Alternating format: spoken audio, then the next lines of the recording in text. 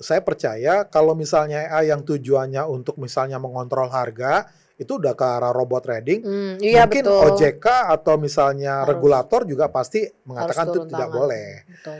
Nah, tetapi selama misalnya dia merupakan alat bantu untuk membuat kita membuat keputusan, itu seharusnya boleh. Karena ini justru cara untuk kita membawa banyak investor retail untuk mereka mulai tertarik Transaksi ya. bahwa investasi saham itu nggak sulit loh. Betul. Nggak semenakutkan itu Betul. loh gitu ya.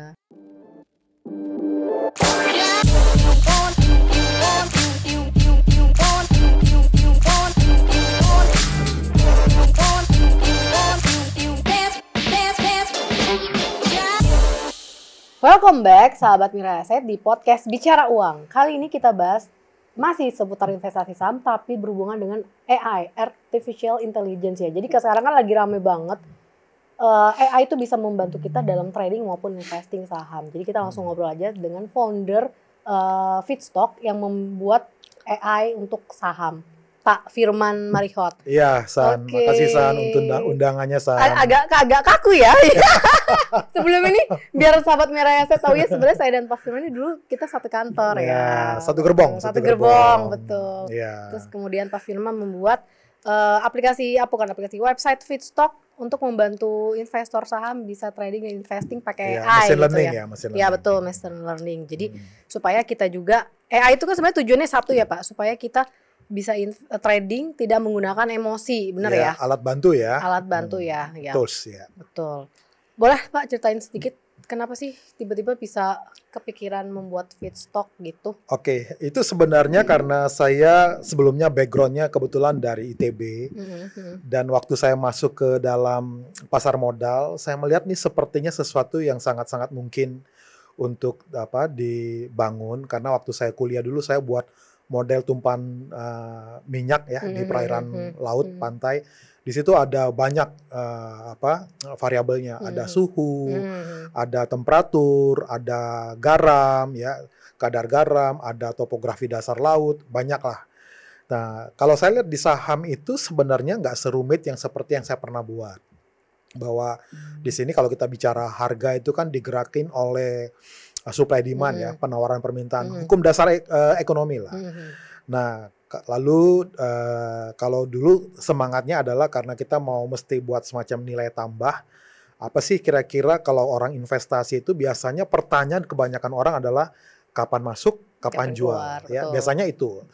Nah, kalau saya lihat juga rata-rata memang itu yang dibutuhkan oleh market retail saat ini, ya terutama Gen Z dan milenial. Kalau kita tahu kan sekarang pemilik RDN khususnya di saham di Indonesia itu belum nyampe 5%. Iya, masih kecil ya. Nah, lalu saya melihat sebenarnya bukan mereka nggak mau, tapi masalahnya mungkin yang terkait literasi keuangannya kurang. Lalu yang kedua mereka nggak tahu caranya seperti apa. Jadi semangat untuk misalnya membantu yang pemula ini bagaimana mereka investasi dengan mudah. Nah, setidaknya mereka butuh toolsnya. Nah, toolsnya itu barulah saya buat namanya Feedstock AI. Jadi modelnya tuh ya seperti machine learning ya, yang tujuannya untuk membantu mereka mencari dari 900-an saham lebih. Di mana nih yang kira-kira dengan pola yang sebelumnya, machine learningnya melihat ini cocok nih untuk mereka pilih, yang kemudian mereka harus exercise sendiri ya sebelum mereka memutuskan. Oke. Gitu, Kalau dari rumusannya Pak di fitur AI-nya ini si Feedstock itu lebih ke mana Pak? Apakah ke ada volume tiba-tiba meledak, spike gitu kan? Nah, atau lebih ke apa? Kalau kita tahu ya ada the Dow theory ya. Nah, the Dow theory mengatakan bahwa harga itu ya mencerminkan seluruh informasi yang ada di market. Terutama juga masalah fundamental sebenarnya bisa terlihat juga dari sana. Kita bisa lihat misalnya ada banyak saham yang lagi tiba-tiba naik ya. Ternyata 1 hari 2 hari kemudian kita baru tahu ada berita misalnya labanya naik, beritanya. Ada berita misalnya dia diakuisisi dan lain-lain. Nah, jadi nggak bisa dipungkiri bahwa sebenarnya bahwa apa yang disampaikan oleh the Dow Theory itu mengatakan betul bahwa chart atau harga itu mencerminkan seluruh informasi yang di market. Nah, jadi saya menggabungkan antara beberapa teori yang ada di technical. Ya, saya gabungkan juga dengan yang terkait berita, crawling dari berita-berita dari berbagai media. Itu dibuat sebuah algoritma, nah untuk membantu untuk machine learning menemukan pola yang kira-kira bisa membantu untuk pemula, untuk mereka belajar untuk berinvestasi. Oke, jadi bisa untuk membantu pemula tanpa dia apakah tetap harus ada ilmunya walaupun pemula gitu? Perlu ya. Perlu ya. Karena sebenarnya kalau kita bicara untuk signal ini kan hanya alat bantu. Ya, time to buy ya, mana saham-sahamnya, tetapi mereka juga nggak boleh mempercayakan 100% kepada ya, AI itu, betul. tapi mereka juga harus belajar untuk mereka juga memiliki setidaknya pengetahuan dasar lah tentang saham itu apa, lalu saham ini bisa bergerak karena kenapa, lalu mereka harus mengerti fundamentalnya, teknikalnya, mesti mereka kenal juga tentang hukum volume ya, lalu bagaimana resiko-resiko di dalam investasi di saham, mereka harus tahu. Tapi setidaknya mereka punya waktu yang lebih banyak untuk mereka melakukan exercise terkait keputusan mereka, karena setidaknya dari ratusan saham yang ada, mereka udah ada pilihannya nih. Ya, nah, udah tinggal mana, ya. Betul. Kalau saya nggak punya pilihannya, misalnya saham-saham yang mana, mungkin saya butuh waktu yang lebih banyak untuk saya melakukan exercise terkait keputusan saya ketika saya membeli atau trading di saham. Tapi dengan bantuan AI ini kan membantu kita untuk kita setidaknya punya waktu yang lebih luas untuk kita bisa melakukan testing terkait dengan keputusan yang akan kita ambil. Gitu. Kalau dari Pak Firman sendiri, peran AI ini gimana nih dalam Pak Firman berinvestasi dan trading lah ya di dunia saham? Seharusnya AI ini kan seperti namanya kan artificial intelligence ya, kecerdasan buatan. Artinya dia membantu tugas keseharian manusia untuk misalnya kita lebih mudah. Contoh misalnya seperti handphone ini aja.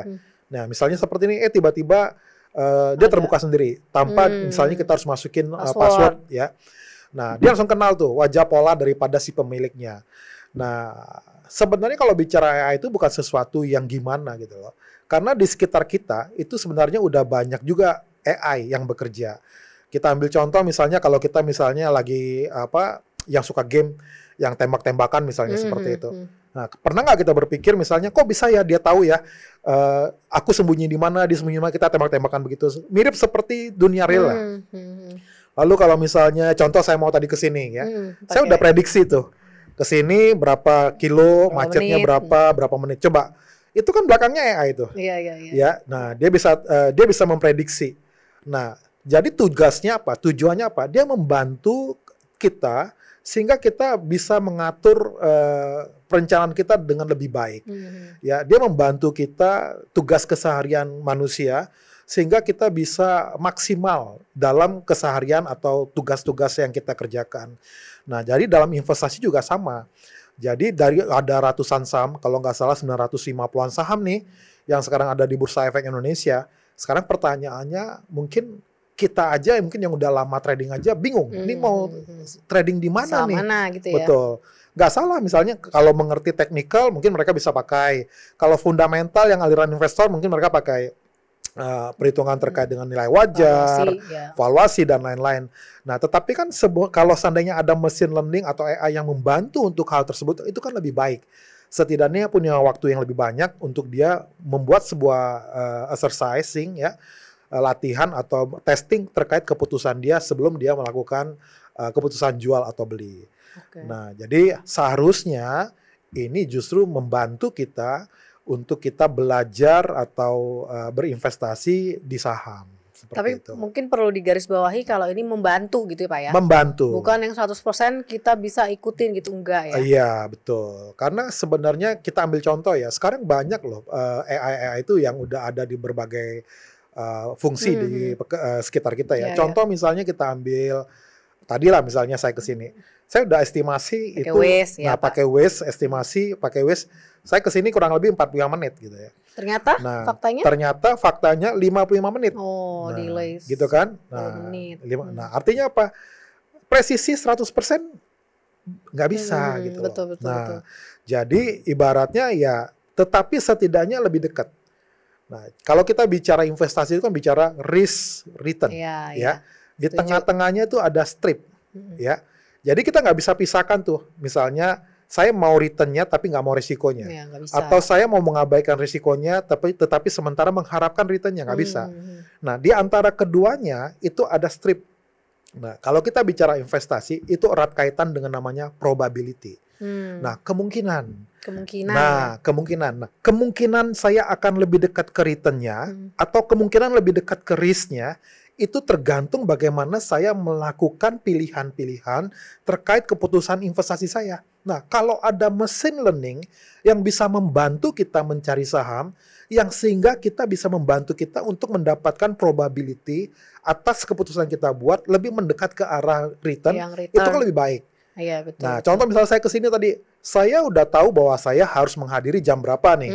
Nah, dengan bantuan alat itu saya bisa tahu, oh ini sekian menit. Nah, saya mesti pasang spare-nya dong, berapa menit gitu untuk saya bisa ke sana. Sama. Nah, jadi dari ratusan saham yang ada, setidaknya saya udah punya beberapa pilihan untuk saya menjadi semacam universe atau pilihan-pilihan yang saya bisa tradingkan untuk saham-saham untuk hari ini atau harian atau mingguan atau seperti apa begitu. Berarti AI itu bukan identik pasti cuan gitu, enggak dong Pak ya? Enggak. Ya, tapi probabilitas ada profit yang besar. Kalau misalnya yang banyak gitu. Ya, kalau misalnya AI pasti cuan, berarti dia udah hadir dari hulu sampai hilir. Artinya tuh robot trading berarti. Iya, betul. Nah, artinya apa? Dia yang mengatur uang masuk, uang keluar sampai harga itu bergerak Lalu akhirnya seperti apa? Nah, berarti kan dia itu robot trading. Nah, AI yang benar itu terutama dalam hal investasi itu bukan bicara robot trading, tapi lebih ke arah membantu kita membuat pilihan-pilihan untuk keputusan investasi kita. Nah, tinggal nanti variabel-variabel mana nih yang kita mesti pertimbangkan. Nah, itu menjadi sesuatu hal yang lain yang harus kita lakukan terkait keputusan yang mau kita ambil. Iya, betul sih. Jadi tetap dari kitanya harus ada kebijaksanaannya gitu lah Pak. Ya, betul San. Nah, jadi ada istilah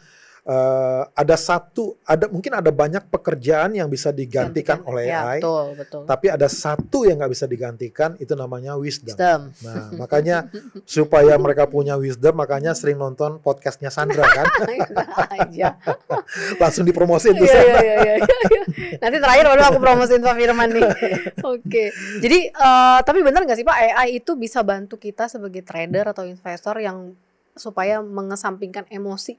Oh sangat, justru sebenarnya dengan bantuan sebenarnya musuh daripada trader itu adalah bukan market San, tapi adalah diri mereka sendiri. Ini menyangkut masalah emosi. Betul. Ya, jadi ketika misalnya harga saham lagi naik nih ya, nah mereka beli tuh, ya FOMO. Nah akhirnya nyangkut. Nah jadi AI itu sebenarnya bisa membantu kita sehingga kita yang pertama kita tidak mengambil keputusan secara emosional. Lalu yang kedua, setidaknya kita punya data. Contoh ya, misalnya kalau dulu saya ketika misalnya pilih sebuah saham untuk trading atau misalnya untuk swing atau saya untuk investasi, saya biasanya agak khawatir dengan apa keputusan saya. Tetapi sekarang dengan ada bantuan machine learning ini, saya nggak khawatir. Kenapa? Karena ada data yang saya bisa pegang dari pola-pola yang sebelumnya yang oleh machine learning ini dianggap sebagai pola, dari yang kemarin-kemarin dilihat, ini dari yang data yang real sekarang, ini satu potensi saham ini akan seperti itu loh gitu kan. Nah, tetapi saya semakin yakin karena dari pilihan-pilihan yang ada tuh saya lakukan lagi simulasi lagi, testing lagi. Pendekatan dari pendekatan yang lain saya lakukan sehingga saya semakin tambah yakin. Nah, sebenarnya persoalannya adalah saya punya waktu yang lebih untuk saya melakukan exercise terkait keputusan saya sebelum saya buy atau sebelum saya sell. Nah, jadi benar salah satunya adalah untuk membawa kita supaya tidak terlalu terpengaruh dengan emosi. Yang kedua supaya kita lebih yakin atas keputusan yang kita buat karena kita punya waktu yang lebih untuk kita melakukan simulasi atau analisa sebelum kita membuat keputusan untuk membeli atau menjual. Boleh diceritain nggak Pak kekhawatiran dulu yang sebelum pakai AI sama sekarang setelah pakai AI? Kayak dulu misalnya Pak Firman contohnya harus ngapain gitu. Dulu beli sahamnya harus gimana gitu. Dulu saya itu pelajarin tuh Broker summary, ya. Broksum, ya. Lalu saya cek analisa teknikal, ya. Lalu saya cek berita, ya. Dulu itu saya butuh ini pulang kerja San ya, jam 5, jam 6, Saya butuh waktu kurang lebih 3 jam ya untuk saya lakukan yang tadi tuh langkah-langkah. Saya cari broker summary, Broksum ya. Lalu saya lihat analisa teknikalnya, saya lihat tuh moving average-nya, Bollinger Band-nya, macam-macam saya lihat. Nah, melakukan ini semua ya, itu tuh saya paling satu hari tuh menemukan mungkin sekitar 5-8 saham paling banyak. 5-8 untuk Iya. besok. Nah, untuk besok, tapi itu belum cukup. Besok paginya saya harus pergi ke kantor lebih awal dan saya lakukan sebelum mesti market lanjut buka ini. 2 jam. Oke. 5 jam San, saya paling maksimal punya 8 pilihan saham.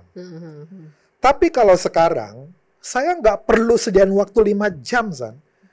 Ibaratnya apa? Ibaratnya langsung hari ini tiba-tiba keluar treng. Saham-sahamnya yang Iya. memang ada akumulasi gitu ya. Betul. Contohnya misalnya dari tadi sebelum saya sampai di sini, dari pagi tadi market buka jam 9 sampai sekarang, itu ada sekitar 38 saham tuh San. Wih, banyak ya. 38 saham. Itu yang untuk yang scalper. Ya, Ya. nggak perlu di screening dari malam. Nggak perlu di screening dari malam. Coba, kalau dulu saya hanya dapat 5 jam. Nah, itu yang untuk tipe scalper loh. Belum lagi yang untuk motion, yang swing. Tadi saya cek, dia ada kurang lebih sekitar 12 saham. 12, banyak. Nah, artinya ini kan sangat membantu gitu loh. Nah, jadi saya punya waktu yang lebih untuk saya bisa melakukan analisa terkait pilihan-pilihan saham yang ada. Nah, jadi ini yang membuat saya pikir salah satu betul AI itu adalah membantu keseharian tugas-tugas manusia. Nah, bagi seorang trader, ini membantu tugas-tugas keseharian seorang trader. Untuk screening ya. Untuk screening. Jadi istilahnya lebih efektif di waktu. Betul. Jadi waktu yang untuk screening udah kita buang lah istilahnya. Betul. Tinggal analisa langsung fokus Betul. di hari itu saham yang keluar gitu Betul. ya. Jadi saya nggak perlu lagi secara membabi buta dari 900-an saham lebih ini, mana nih yang saya pilih? Kalau dulu San, kenapa saya butuh waktu 5 jam? 5 jam. Saya mesti sorry satu-satu tuh. Iya. Ya, itu pun saham-saham yang saya suka berarti kan yang familiar dengan saya gitu loh. Betul. Karena kan udah Nah, ini ya. Iya. Apa namanya? Terpengaruh lah Udah ke dalam terpengaruh pikiran gitu kita loh. ya. Ya, udah terpengaruh. Contoh misalnya ya, nggak bisa nyebut nama saham sini ya. Boleh. MTEK gitu ya. Nah, yang Bapak apa dulu seperti ya? kemarin PGO. Oh iya, PGO. PGO kemarin, wah ini udah sepertinya naik nih, tinggi nih gitu ya. Udah naik, udah rally nih 4% nih. Tapi dia keluar spekulatif buy gitu ya. Muncul lagi 2 kali gitu. Wah, kalau udah muncul 2 kali ini dia akan rally naik nih. Dan ternyata benar. Ya, rally naik gitu. Kemarin ya. Nah, kemarin ya. Contohnya juga hari ini. Ya, hari ini juga ada ya. Nah, hari ini juga ada ya. Antam juga. Nah, itu. Antam, itu ya, salah betul. satu. Nah, kalau dulu saya buta kan. Nggak tahu gitu loh. Nah, kalau sekarang ketika signalnya keluar, saya tinggal lakukan analisa tambahan terkait pilihan-pilihan ada. Jadi saya nggak perlu sortir satu-satu dan semua sama ada. Udah ada tanda-tanda lah Pak ya. Betul. Jadi kalau seorang trader menggunakan itu, setidaknya wajahnya udah nggak kusut. Nggak kusut nyari apa ya besok ya gitu ya. Iya, nggak kusut ya. Nah, ketika nasabah tanya juga dia lebih mudah untuk menjawab. Iya. Nah, kalau nanti tanya apa nih? apa ya? Nasabah tanya ini apa ya? Nah, bingung kan? Nah, dasarnya apa? Tetapi kalau ada mesin learning yang membantu, kita punya dasar gitu loh. Nah, ketika kita punya waktu lebih, pilihan-pilihannya kita tinggal lakukan simulasi lagi. Tinggal exercise lagi ya. Betul. Nah, itu. Jadi sangat membantu, sangat membantu. Okay. Lalu berikutnya kalau kita bicara saham kan misalnya orang tanya itu kan penggeraknya macam-macam tuh signalnya. Bisa dari teknikal. Bisa dari laporan keuangan fundamental. Bisa dari berita. Betul, bisa dari Ya, berita. ada beberapa saya lihat mereka hanya melihat dari berita. Nah, mesin learning yang saya punya itu dia udah melakukan crawling berita. Dia melakukan crawling berita secara otomatis, berita-berita yang memang relate dengan yang membuat saham itu bisa naik atau yang terkait dengan makro yang bisa mempengaruhi terkait dengan market. Nah, kalau dulu mungkin saya harus pilih buka websitenya satu-satu gitu kan. Kalau sekarang enggak. Ibaratnya dia tinggal saya tidur pun bunyi gitu ya. Iya, udah ada alertnya Nah, ya. udah ada alertnya tinggal saya lihat oh ada. Contoh Bisa seperti sambil kemarin. Tiduran. Ya, seperti kemarin. Kemarin tentang berita tentang apa? Emas, harga emas yang naik. Ya. Lihat, kemarin saham-saham emas naik kan? Iya, pada terbang. Pada terbang kan? Nah, jadi Hari ini juga. hari ini juga. Nah, jadi itu adalah salah satu contoh bahwa kalau kita bicara AI, itu adalah membantu tugas keseharian manusia. Bagi seorang trader, membantu tugas dia sebagai seorang trader. Jadi sangat-sangat membantu. Oke. Tapi setuju nggak sih Pak, kesulitannya adalah ketika orang mau pakai AI itu mereka bingung makainya. Justru kadang ada yang nggak bisa gitu ya. Jadi bukannya mau bantu, jadi malah mempersulit buat dia. Makanya kan kalau kita bicara AI itu kan alat bantu ya. Nah, artinya dia harus tahu juga dasar-dasarnya. Misalnya kenapa dia keluar signal itu, lalu dasarnya apa. Nah, sama seperti kalau kita bicara misalnya inilah kita bicara misalnya terkait dengan misalnya kalau kita lihat Waze gitu kan, itu kan alat bantu untuk kita masuk ke suatu tempat gitu ya. Tetapi kan kita mesti tahu juga bahwa ini kita bisa capai atau enggak tergantung daripada kita membawa kendaraan kita, mobil kita. Kalau misalnya kita udah tahu nih alat bantunya misalnya tujuannya 50 menit misalnya. Tapi misalnya kita perginya dengan sering misalnya berhenti di pemberhentian. Itu kan udah nggak nyampe San, ya. Artinya apa? Sama, ini dia ada algoritma di dalamnya gitu ya. Nah, algoritma ini adalah pola yang keseharian atau yang umumnya yang udah diajarkan kepada komputernya sehingga mereka dilakukan training data. Dari training data ini akhirnya ditemukan yang namanya algoritma untuk membuat model daripada mesin learning tersebut. Nah, jadi setidaknya mereka yang menggunakan tuh harus tahu dasar-dasarnya. Jadi kalau misalnya di saham dia harus tahu, oh saham itu bergerak karena ada misalnya penawaran permintaan. Oh, kalau misalnya ambil contoh. Banyak orang kalau bicara misalnya saham, mereka misalnya tahu candlestick. Nah, pertanyaannya, kenapa mereka harus tahu candle? Kenapa mereka harus tahu candlestick? Karena candlestick itu menceritakan terkait dengan emosi pembentukan harga. Ambil contoh. Misalnya saham misalnya BRI. Misalnya di harga misalnya 3.800 atau 3.900. Hari ini, penutupan hari ini. Atau penutupan 1 minggu ini. Kalau kita lihat penutupan harganya 3.800 atau 3.900, udah cukup sampai di sana. Tapi kalau kita mengerti misalnya 3.900 dengan pola candle seperti ini, kita bisa tahu pola emosi terkait harga itu terbentuk seperti apa. Nah, itu contoh bahwa pilihan saham atau mesin learning yang membantu kita memilih screening dari banyak saham itu betul. Tetapi ketika kita tahu harga ini terbentuk hari ini, itu karena ada euforia yang besar terkait dengan, nah kalau kita dengar misalnya ada terkait Maribuzu, ya, bullish, berarti harga besok bisa naik. Tekanan belinya besar. Nah, tapi kalau misalnya dia misalnya doji, pembentukan di 3.900, kita nggak tahu tuh harga ini mau lanjut atau tidak. Nah, jadi kita mesti tahu. Jadi harga itu ada emosi loh yang membuat dia terjadi hari ini. Seperti apa? Nah, itu butuh pemahaman terkait dengan candle. Nah, jadi itu salah satu contoh bahwa akan lebih optimal ketika kita melakukan investasi di saham ketika ada yang bisa membantu terkait keputusan-keputusan beli atau keputusan jual. Nah, itu saham. Tetap tapi nggak boleh kosong-kosong banget sebagai kita pemakai AI-nya ya Pak ya? Betul banget, banget. Dan menurut Pak Firman, apakah AI ini perlu dibatasi untuk investor retail? Oh, justru investor retail yang harus menggunakan AI. Jadi nggak boleh dibatasin ya? Justru harus dibatasin untuk mungkin retail dulu sekarang Pak. Kalau dibatasin seharusnya nggak ada pembatasan ya, karena kan sifatnya adalah dia untuk alat bantu. Yang mungkin yang dibatasi itu saya percaya kalau misalnya AI yang tujuannya untuk misalnya mengontrol harga, itu udah ke arah robot trading. Mungkin betul. OJK atau misalnya regulator juga pasti mengatakan itu tidak boleh. Betul. Nah, tetapi selama misalnya dia merupakan alat bantu untuk membuat keputusan, itu seharusnya boleh. Karena ini justru cara untuk kita membawa banyak investor retail untuk mereka mulai tertarik bahwa investasi saham itu nggak sulit loh. Betul. Nggak semenakutkan itu loh gitu ya. Dan kalian punya waktu lebih loh untuk melakukan pembelajaran. Contoh yang tadi tuh. Harga terbentuk naik gitu kan. Oh, volumenya begini. Bukan hanya volume. Lihat sekarang candlenya terbentuknya seperti apa. Oh, berarti ada emosi di belakangnya mengatakan seperti ini loh. Emosi marketnya seperti ini loh.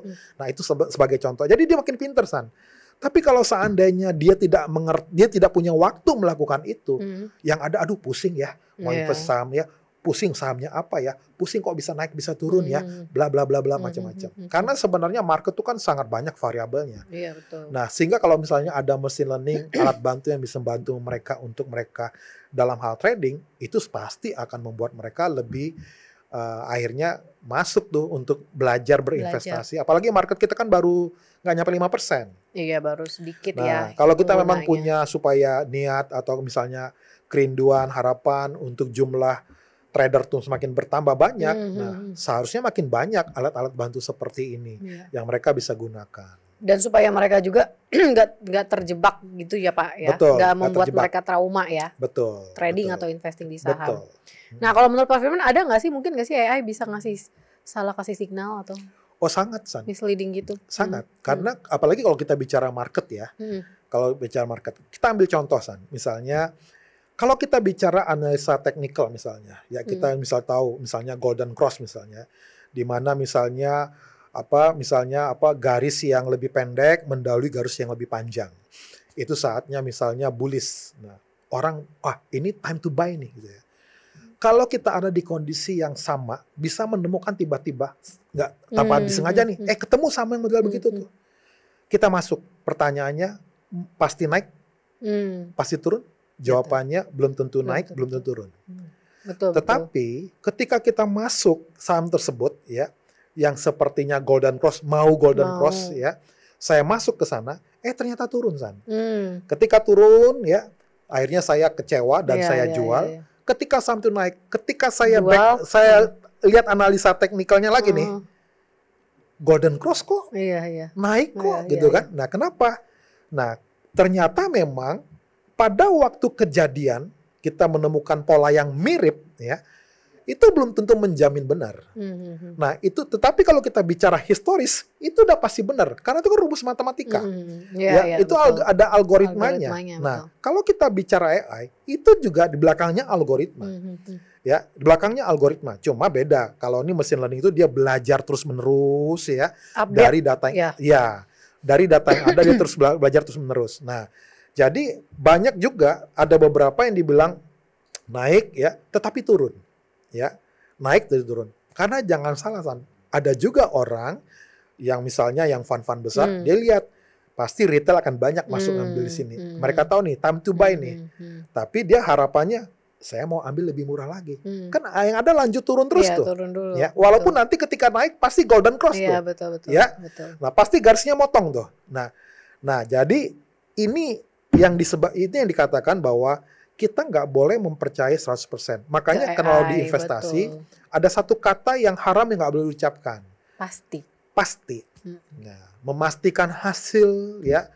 Lalu selalu ada perkataan kinerja masa lalu tidak mencerminkan kinerja masa depan. Nah, jadi AI sekali lagi membantu dari semua saham yang ada, yang tersedia, mana nih yang kira-kira kita bisa ambil keputusan untuk buy and sell dengan bantuan AI, machine learning. Sehingga kita punya waktu lebih banyak untuk melakukan exercise terkait keputusan kita. Oke, setidaknya AI sudah membantu kita memberikan sinyal. Betul. Tapi baik lagi keputusan beli atau jualnya itu baik lagi ke kita Pak ya. Betul. Kalau menurut Pak Firman sendiri, kalau udah maraknya AI ini mungkin nanti mulai berdatangan ya. Kayak Mira Asset udah ada AI juga Pak aplikasinya. Semoga nanti bisa collab ya. Nah kalau menurut Pak Firman sendiri, apakah AI ini harus diatur nih sama regulator? Penting nggak? Perlu ya. Perlu diatur, tapi dalam rangka jangan sampai dipergunakan misalnya untuk pom-pom saham ya, atau misalnya yang pola seperti dia menggerakkan harga lebih mirip ke arah robot trading, lebih pengaturan ke arah sana. Tapi kalau tujuannya membantu investor, signal, karena kan kembali lagi kalau bicara signal itu kan belum tentu pasti naik. Iya betul. Naik atau turun tergantung market hari itu. Betul. Ya. Karena kalau kita bicara pengalaman saya nih di pasar modal ya, kita nggak bisa ya, saya hampir 17 tahun ya di pasar modal, kita nggak bisa lawan tren, kita tidak bisa melawan tren, dan kita tidak bisa melawan bandar. Ya, melawan big money gitu ya Pak ya? Nggak bisa. Nah, jadi tetapi Artinya apa di situ? Artinya saya sebagai investor retail, saya harus belajar bagaimana melakukan pemilihan saham yang baik, ya, dan mengatur semacam ya money management, ya, risk management, lalu bagaimana saya melakukan banyak filter terkait analisa-analisa terkait dengan keputusan-keputusan saya. Nah, jadi pengaturan-pengaturan seperti itu yang mungkin yang harus diatur. Jadi kalau misalnya untuk kepentingan fund-fund gede, ya AI-nya harus diatur. Lalu mereka nggak boleh menggunakan yang seperti apa. Nah, jadi mungkin yang lebih ke arah teknis pergerakan harga di market itu harus dilakukan secara detail. Tapi kalau terkait mesin learning yang membantu untuk analisa terkait dengan filter, nah itu seharusnya itu boleh. Aku pikir Pak Firman bakal bilang ini tadi, karena dikuasai big money, jadi kita harus berteman. Ada memfollow, kayak gitu biar sama-sama dapat profit. Oke, ini ada pertanyaan tambah lagi nih Pak. Kalau untuk investor retail nih untuk menggunakan AI, bijaknya tuh gimana ya kalau ingin memulai memakai AI? Apa yang harus jadi perhatian utamanya mereka? Mereka menggunakan AI. Mau pakai AI gitu, tapi investor retail yang ya benar-benar pemula lah Pak gitu. Nah, yang pertama harus tahu dulu dasarnya dulu ya. Nah, misalnya saham itu apa, ya.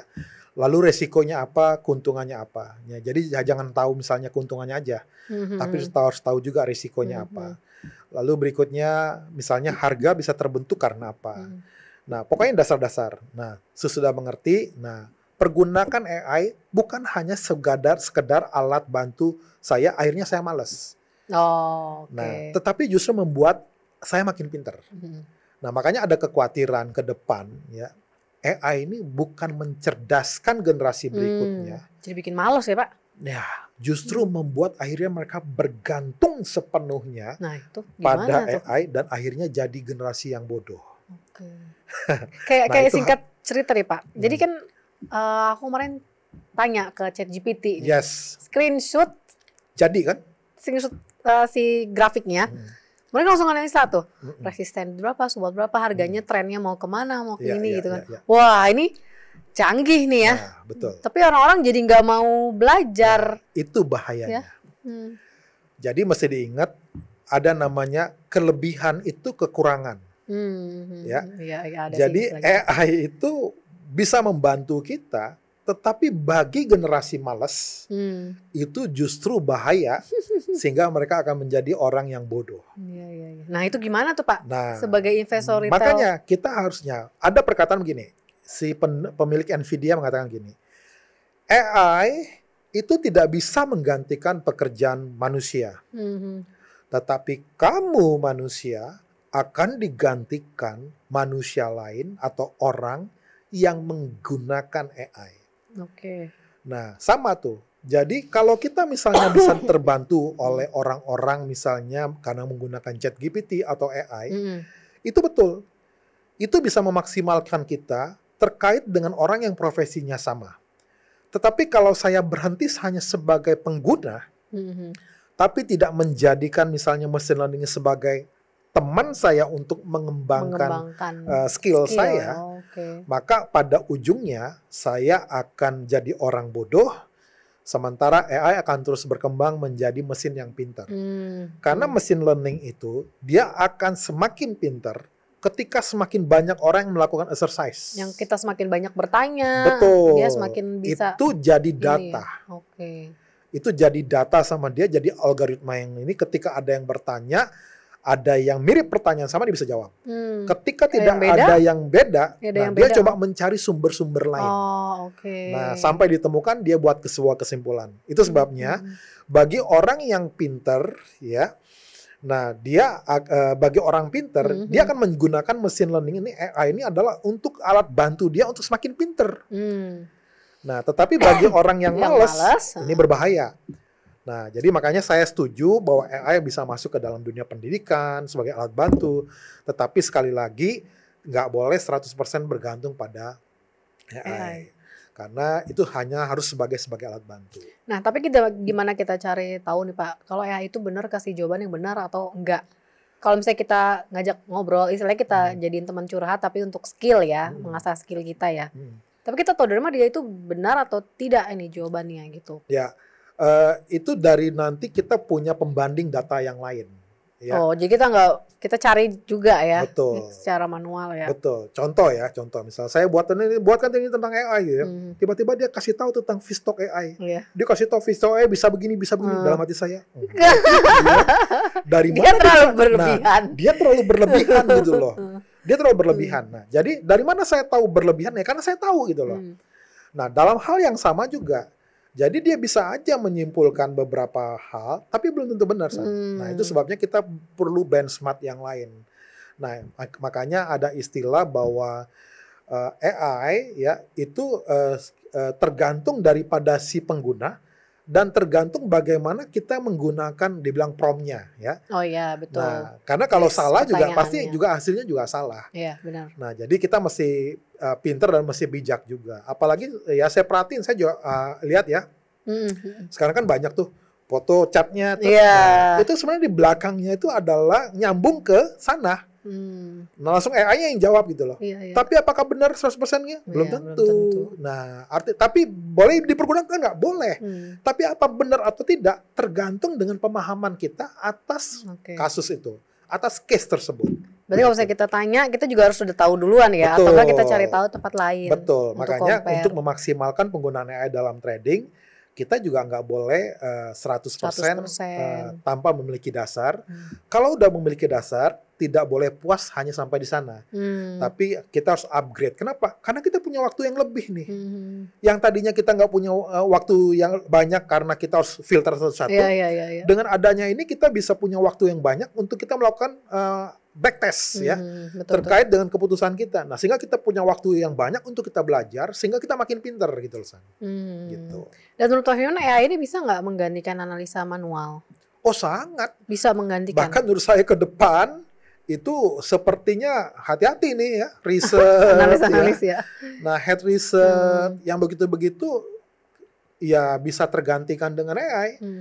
Itu saya tinggal masukin data ya, tinggal sambungin dengan OpenAI misalnya, lalu saya tinggal buat beberapa langkah yang terkait dengan training data terkait data yang masuk, dan itu nanti bisa menghasilkan semacam report ke arah yang kira-kira konsumen mau ya, dan itu sangat-sangat bisa ya, nggak usah jauh-jauh. Sekarang banyak orang buat buku ya, orang buat skripsi atau apapun menggunakan AI. Bahkan kalau kita dengar sekarang banyak bimbingan belajar, nah itu hati-hati. Itu sumbernya mereka dari AI. Karena sekarang mereka nggak perlu lagi bimbingan belajar. Nah, mereka udah tanyakan langsung ke sana gitu loh. Nah, kita ambil contoh yang nggak usah jauh-jauh, San. Misalnya mungkin kalau kita lihat market di Indonesia ya, ada beberapa riset ya saya perhatiin. Nah, mereka yang untuk yang fund-fund besar ya, mereka udah mulai menggunakan riset, ya laporan risetnya itu menggunakan di ChatGPT kan ada yang riset mendalam. Oh, itu pakai itu mereka? Ya, pakai itu. Itu dari seluruh berita informasi yang ada di dunia maya itu bisa di crawling untuk menjadi berita, bahkan tinggal berkomunikasi langsung aja, ya tinggal gali lagi, kurang puas, tambah lagi. Seneng banget ya Pak, kalau ada pertanyaan mereka langsung tawarin apa pengen mau lebih di seperti A, B, C gitu ya. Betul. Jadi disuruhnya ngegali. Jadi untuk supaya mereka tuh semakin pintar lagi dong mesinnya ya. Betul.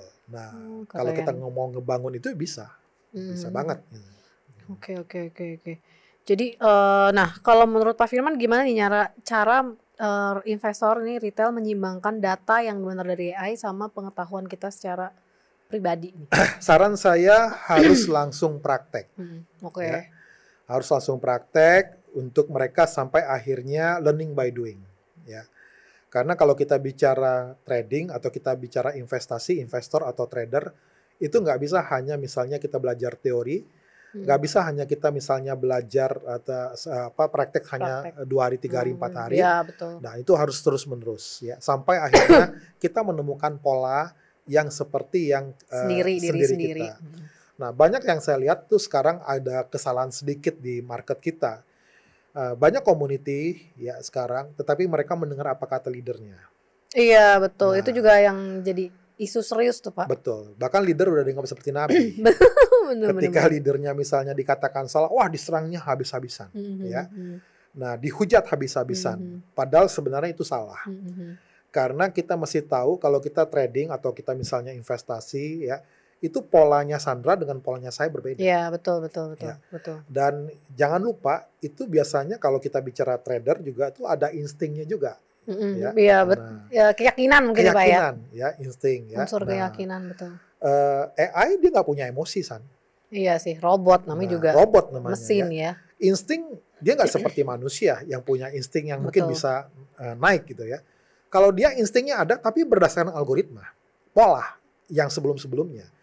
Nah, jadi itu sebabnya untuk yang pemula ya disarankan mereka harus praktek langsung, learning by doing, buka akun langsung, praktek. Kalau mau belajar tinggal daftar di Vistok AI. Jangan lupa transaksinya di Mirai gitu kali Pak ya. Transaksi di Mirai. Karena udah ada AI nih dua-duanya saling nyambung nih. Iya, Gitu. iya. Oke, tapi mungkin kita sebagai investor kalau terlalu bergantung banget sama AI bahaya nggak sih Pak? Tadi saya Untuk bilang. signalnya Nah, aja ya, kalau bukan. saya bilang kalau misalnya kita gunakan sebagai alat bantu untuk membuat kita makin pinter, Iya. itu boleh. Hmm. Tapi kalau misalnya membuat kita misalnya ketergantungan dan kita hanya sebagai penikmat aja, nah itu yang kurang baik. Nah, itu San. Jadi tetap untuk sebagai alat bantu. Sebagai alat Gitu. bantu. Ya, bicara soal komunitas mungkin untuk pemula boleh kali Pak ya, mungkin ikut komunitas, tapi mungkin harus yang benar-benar bisa jadi mentor gitu kali ya Pak ya. Betul. Karena kayak podcast sebelumnya tuh aku ada bahas gini nih Pak. Jadi ada pertanyaan nih di Instagram, ada orang yang komen. Mereka bilang kenapa sih kalau setiap rekomendasi dari analis di sekuritas itu pasti selalu loss gitu. Tapi kalau giliran dari influencer tuh enggak. Ada yang bilang kayak gitu. Nah, Makanya Pak Firman tadi bilang kan, setiap komunitas pemimpinnya suka dianggap nabi gitu. Iya. Karena selalu benar mungkin. Benar, ya. karena selalu benar. Ya, ini jadi tantangan sebenarnya bagi sekuritas untuk mereka mengupgrade lebih lagi ya. Ya, mereka juga harus belajar mungkin mencari sumber-sumber yang lain untuk membuat keputusan mereka terkait dengan hasil riset atau pilihan-pilihan dia. Tetapi menurut saya memang zaman sekarang berubah, San. Contoh ya, kalau kita lihat misalnya saham-saham sekarang yang ada di market kita, justru yang banyak naik itu dalam saham-saham yang misalnya bukan yang fundamentalnya yang mereka lihat. Tapi misalnya saham-saham yang rumornya kenceng ya. pernya udah ratusan. Ya. Lalu misalnya saham-saham konglo tertentu, Ya. ini kayaknya bagus untuk dibeli. Ini saham-saham yang misalnya afiliasi dengan tokoh-tokoh politik tertentu. Nah, ini kayaknya akan bergerak naik ya. Walaupun fundamentalnya tidak seperti yang kita pelajari di teori sebelumnya. ya. Nah, kalau kita bicara dari sekuritas, mereka kan menggunakan data-data yang memang pagar-pagarnya fundamental, laporan keuangan dan lain-lain. Kalau dari bicara laporan keuangan, Udah nggak masuk ya. Udah nggak masuk. Betul. Ya, itu sebabnya di market berkata lain. Ya, nah makanya muncullah persepsi yang seperti itu.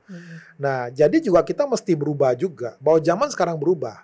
Apalagi kalau kita lihat misalnya seperti kita lihat ya market di Indonesia itu 66% tuh Gen Z, ya 20% itu milenial.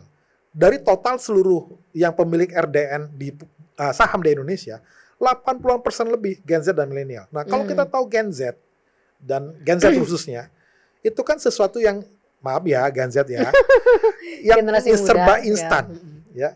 Ingin cepat kaya, ya. Betul. Lalu dengan cara yang mudah gitu kan. Nah, itu mana masuk misalnya melihat, wah laporan dari sekuritas ini, sahamnya ini gitu kan. Sementara yang naik begini gitu. Lah kan kembali lagi kalau di market kan nggak melihat laporan keuangan, nggak melihat apapun. Karena harga ditentukan oleh supply and demand. Nah, kinerja di market itu harga yang bergerak karena supply demand. Nah, jadi itu sesuatu yang juga perlu dicermati juga. Tetapi bagi investor, yang penting gua cuan. Iya, iya benar sih. Nah, Kan tujuan mereka trading adalah untuk profit, betul, betul. Tapi akan kembali lagi pasti fundamental sebagai keputusan Acuan utama ya. akhir. Karena ketika walaupun harganya naik, ketika itu tidak mencerminkan fundamentalnya, Akan pasti turun. harga pun akan turun. Iya, betul. Begitu. Betul, setuju sih, Pak.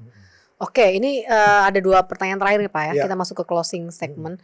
Jadi menurut Pak Firman, untuk AI ini apakah kita udah tutup mata aja, yang penting kita bisa memakainya, atau kita tetap harus berhati-hati dalam menggunakan AI? Kalau berhati-hati kayaknya enggak ya. Hmm. Nah, karena intinya adalah itu sebagai alat bantu untuk supaya saya lebih maksimal dalam keputusan trading saya atau investasi saya. Jadi itu mungkin yang perlu berhati-hati kalau ada orang yang menjual terkait investasi menggunakan AI lalu mengatakan pasti untung. Nah, itu itu yang ya. bahaya. Nggak boleh ya. Ya misalnya pasti 1% setiap hari itu bahaya. Pasti 5% Ya, atau ya, ya. 10% dalam 1 bulan. Kalau memang dia bisa memastikan, wah berarti dia melebihi Tuhan dong. Iya. Ya. Tahu banget besok tuh mau terjadi apa gitu Betul. Pak ya. Karena kalau bicara AI atau machine learning, itu adalah kita mengajarkan kepada komputer, ya, ini loh pola begini, lalu nanti dia lakukan training data, dapat algoritmanya dan terkait data yang ada sekarang. Tapi pertanyaannya, data yang ada sekarang itu kan tergantung data yang ada di dalam algoritmanya kan itu terkait data historis sebelumnya. Iya betul. Kita nggak tahu ke depan ada sesuatu apa. Iya. Nah, itu ya. artinya itu kan di luar daripada Si apa yang dia pahami. AI-nya ini ya Pak ya. Betul. Contoh misalnya, contoh di Visoko AI itu machine learning yang supervised learning. Seperti kita kalau baca, anak kecil diajarin membaca.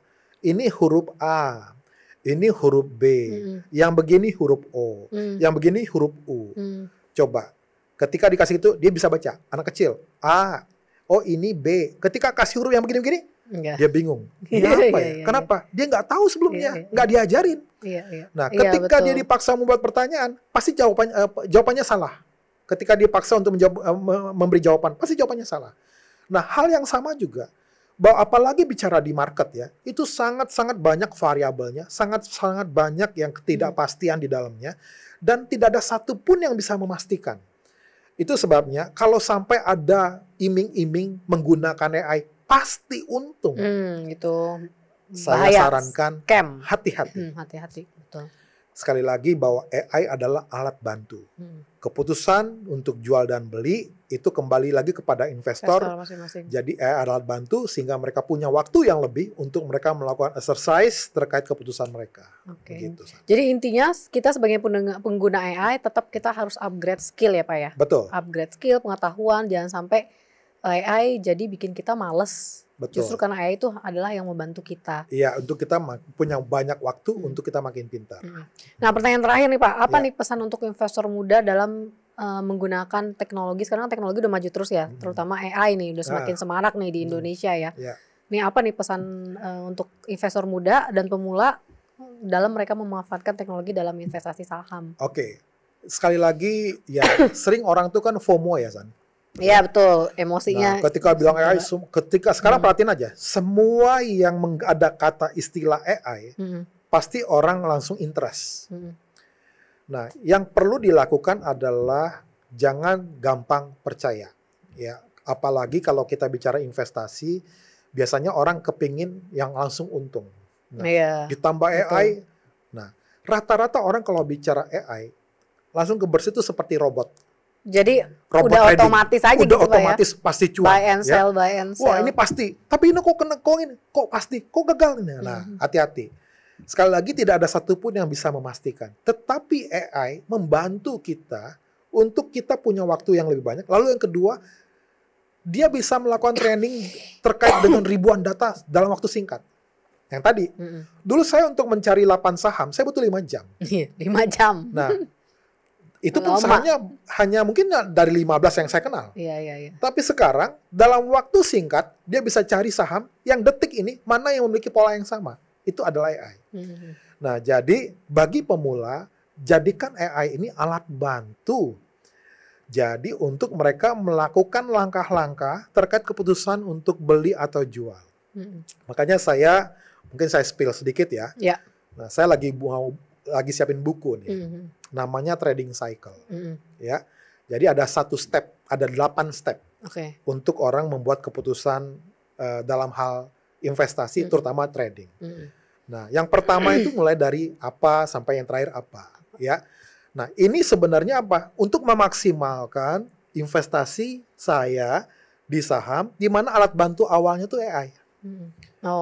Nah, jadi supaya lebih optimal. Nah, jadi kembali lagi AI itu hanya alat bantu supaya saya makin pintar, supaya keputusan saya semakin banyak dan semakin bisa terjamin sehingga saya nggak semakin worry. Kalau ada market, enggak, saya udah yakin kok, saya dibantu dengan begini, dan saya udah lakukan backtest juga begini. Nah, kalaupun terjadi begini, aman kok. Nah, begitu San.